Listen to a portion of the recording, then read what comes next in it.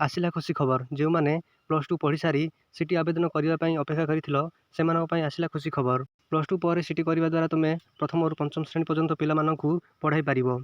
सीटी 2 वर्ष कोर्स रही। प्रथम तुम्हें एंट्रांस दब।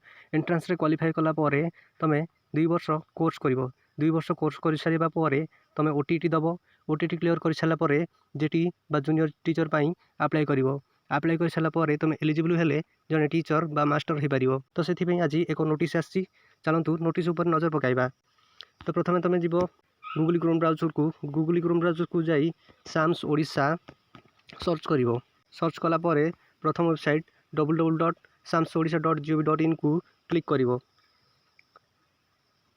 क्लिक कलापर देखिपुथ तले लिखाई स्कूल एंड मास एजुकेशन से लिखाई डीएलडी। तो से डीएल को क्लिक कर। डीएलडी को क्लिक कलापर तले देखिबो जे विज्ञप्ति बा एडवर्टाइजमेंट से लिखाई advertisement for admission into DLD course 2026। Click करिवो ताकू। क्लिक करिकी नोटिफिकेशन को डाउनलोड करिवो।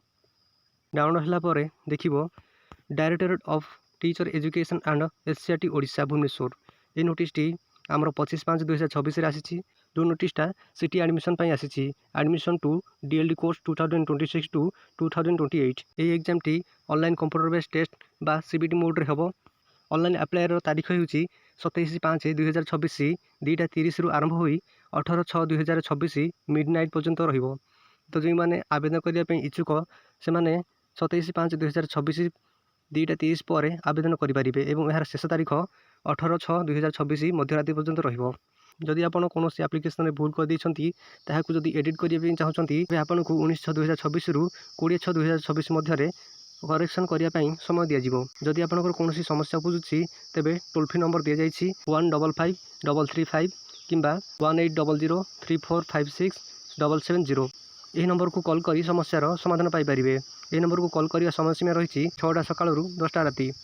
जदि सीटी आवेदन करने चाहो ताले गूगल क्रोम ब्राउजर को जाई samsodisha.gov.in को क्लिक करके आवेदन करें। सीटी अप्लाई एक वीडियो मु अपलोड करी जो द्वारा कि तुम मैंने सहजरे देखिकी अप्लाई करें। तेणु वीडियोटी को सब्सक्राइब कर रखु। भल लगे लाइक करूँ एवं आपण सांगसाथी जो मैंने इच्छुक अच्छा सीटी अप्लाई करने पाखक वीडियोटी को शेयर करूँ। वीडियोटी को शेष पर्यंत देखिबारु बहुत बहुत धन्यवाद।